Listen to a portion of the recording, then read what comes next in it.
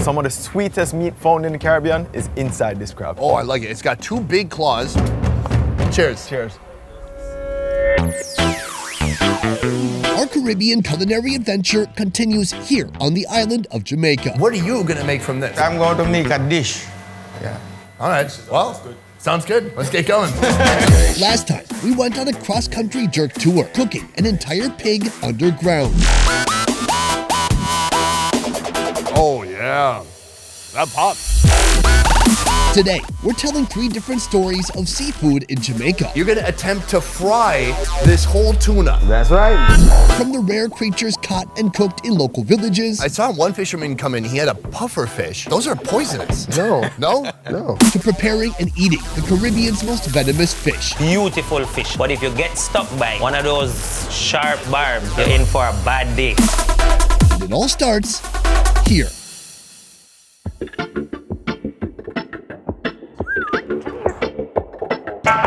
Matt and I are starting the day in a small village tucked away on the edge of Montego Bay. Greeting us here, Jackie. Put her there? Yeah, man. Where are we right now? We are on the GRANGE Fisherman Beach. Grange Pen is one among hundreds of fishing villages dotting Jamaica's coastline. Villages like this are made up of modest houses built with wood and sheet metal. And they kind of have to live here because they're right next to the water. They can jump in their boat, they go out, they fish. With their self-constructed boats and locally made gear, fishermen here leave for the ocean at the crack of dawn, and they return when the sun is up and the tide is low. Is there any type of fish that if you catch it, you throw it out? Stingray is dangerous to the pot, so we wouldn't let him inside it. But as the people eat it, they say it's Viagra. So why don't you want to catch it more? A successful catch looks like a boat full of snappers, groupers, jackfish, doctorfish, and barracudas. Solo fishing like this makes up 95% of the Jamaican fishing industry. I saw one fisherman come in, he had a puffer fish. Those are poisonous. No. No? No.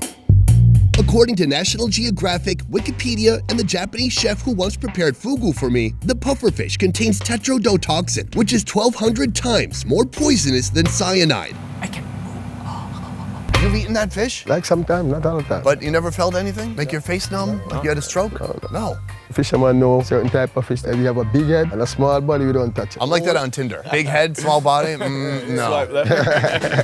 Encouraged by Jackie's confidence, Matt and I decide to take a bite of pufferfish, freshly caught and grilled on the spot. That was until I saw how they prepared it.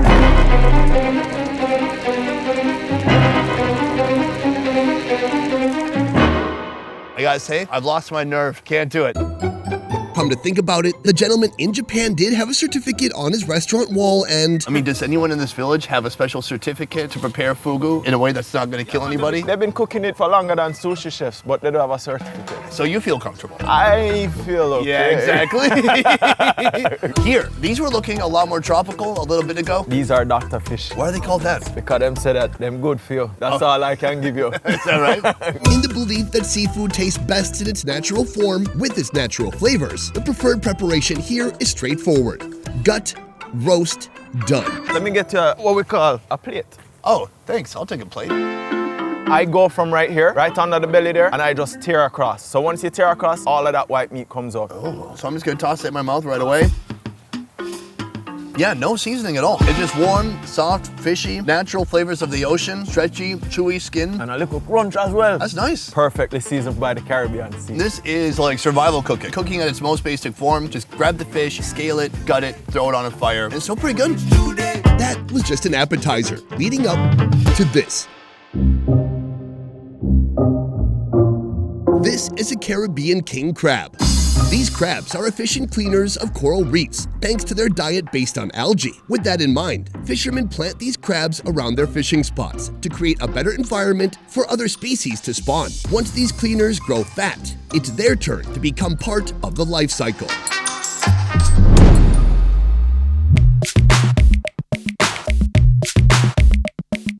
Usually, you're gonna see a big crab like this steamed up or put in a pot of boiling water, but here, it's gonna be grilled. We're cooking it on a tire rim. I've never seen it done this way.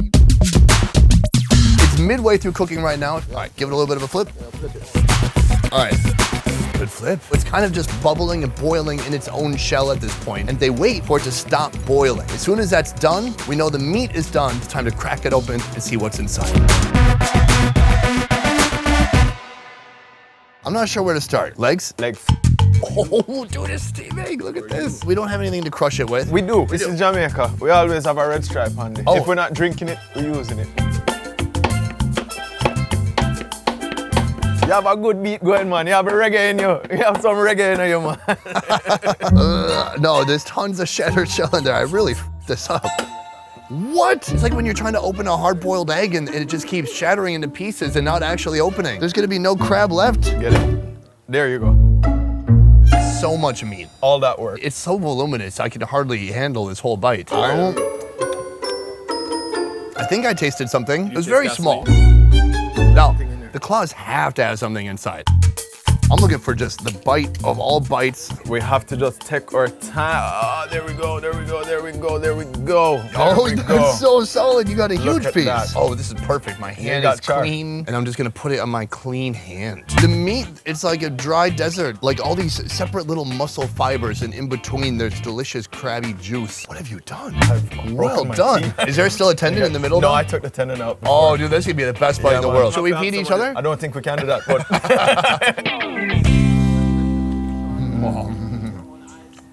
Yo, Best bite ever. It tastes buttery. its own juices just make it sweet and brings together that meat perfectly. If this crab was alive right now, it would be blushing. Guys. Oh my God.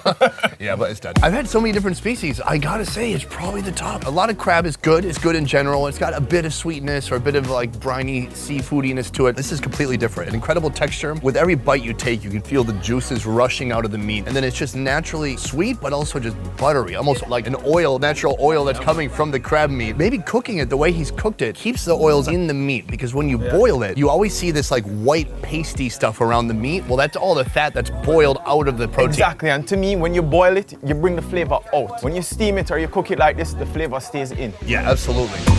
Seafood Story 1 complete. In our next chapter, we'll see a chef take on a seafood challenge of epic proportions. A record-breaking attempt like you've never seen before.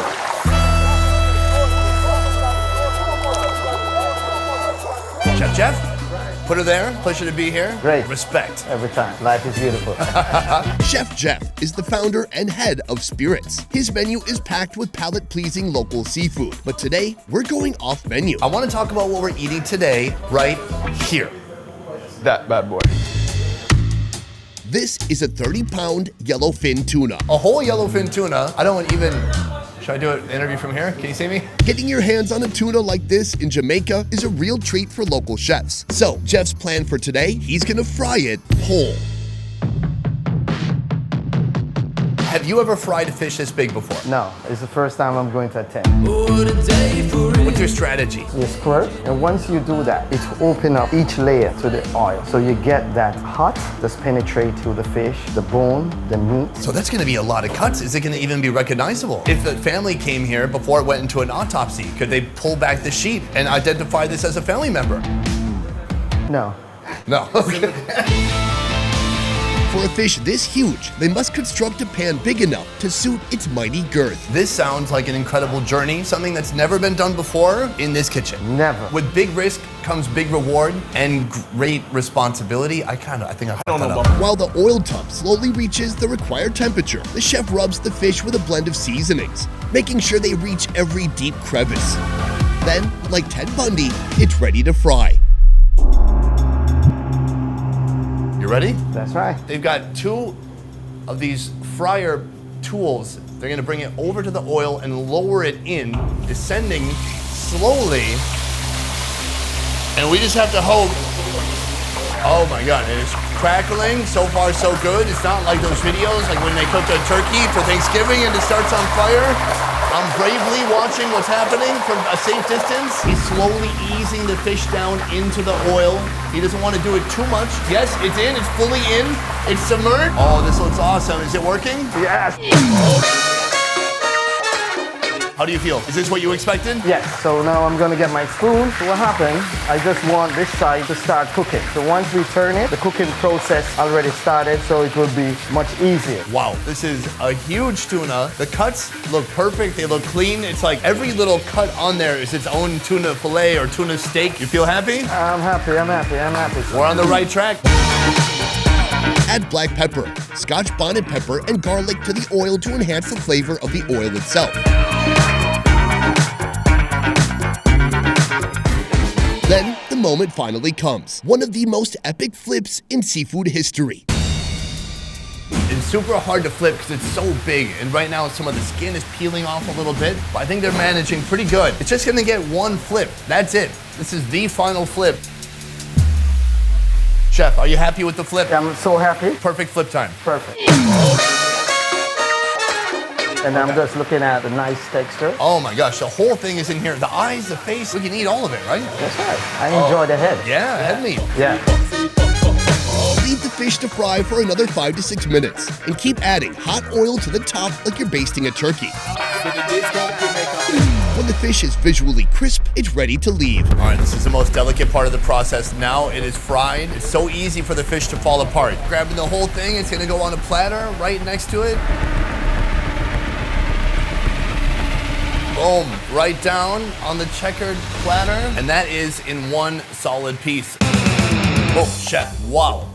Look at this. Fantastic job. It looks properly roasted all the way through. There's enough tuna steaks on here to feed a whole village. And soon, I'm gonna be trying this out myself. I'm so excited, chef, you've outdone yourself. Well done. And well done to you too. What did I do? Look at you, holding the fish. Hey, yeah, look at me. Dress it up with spicy pickled veggies and bammy whammy. All that's left to do is to dig in. Oh, it's still plenty hot. Yeah, man. Yes. Look at that, it's a whole tuna steak. There's a little different textures all over this thing. Some parts are really crisped up and some are a little bit more steamy.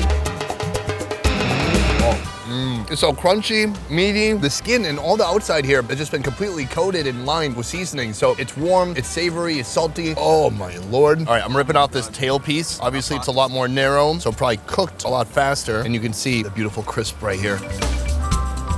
Super crispy. The tail usually have a little darker note to it than the white meat of the belly, Right, especially with the tuna. Here's what I'm really curious about. Did the body cook all the way through? I'm pulling out of this whole big slice. Yeah. So that is almost all the way cooked through. Some sashimi in the middle here. And then just right nearby, some nice fried tuna. Very tender. There's so many experiences in one fish. The head, there's a lot of treasured parts in here. First is the cheek. I've been told by many fish head lovers that this is the best bite of the whole tuna right here. It is super fatty, mixed with protein, and then a nice crunchy exterior here.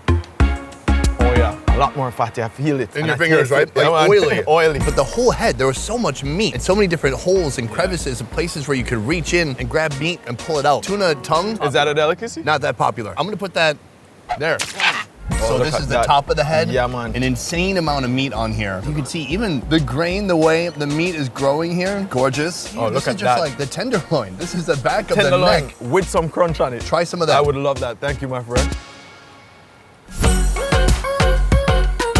This is one of the most unique seafood experiences I've ever had. I mean, anybody can fry a fish or fry a tuna, but when it's at this scale, you can see the difference. From the head, from the tail, from a little bit of sashimi inside that may not have been intentional. Compliments to the chef. He outdid himself creating this masterpiece, and the size alone, Sonny. You know when you come to Jamaica, size matters.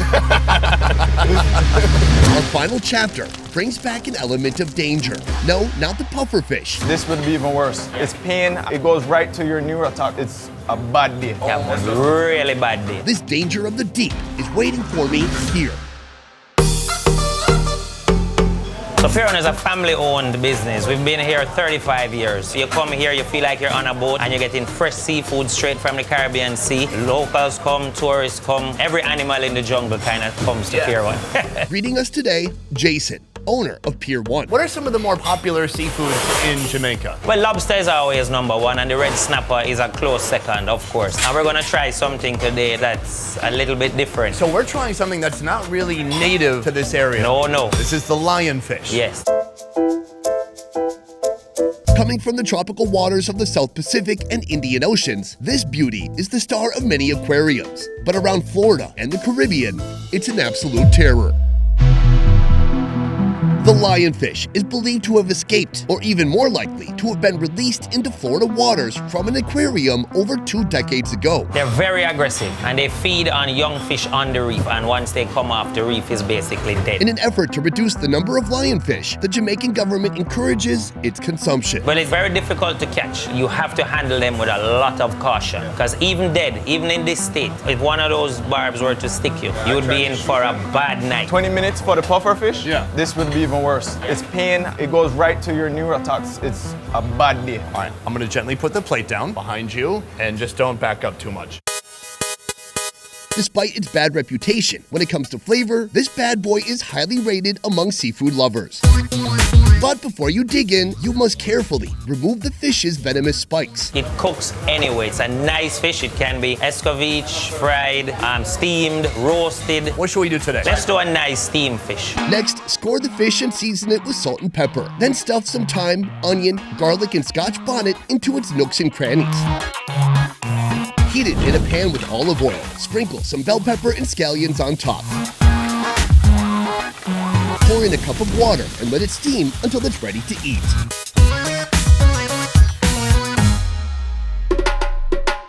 Let's take a little tour of the plate. Yeah, it looks like we got some pressed plantains that have been fried. And what's this? This is rice and peas. Rice and peas is everywhere throughout Jamaica. It's one of our most loved dishes. Some people cook it with coconut milk and it has fresh herbs and spices in there. Oh, it's very flavorful. I love it. This is broccoli. Do we need to discuss? I don't even want to see that. All right, here it is, Yeah, man. the lionfish. It's in the shape of the fish without all its fancy weapons. Yeah, they had to snip all of that off so we can actually consume it. Where are your needles now, bitch? Right? Gone. It is still pretty bony. That's a flap. Remember how we got piece of the cheek from the tuna? This has meat under there that should be right under there as well. Right. So in the fin pit, there's a nice big, beautiful chunk of white, oily meat.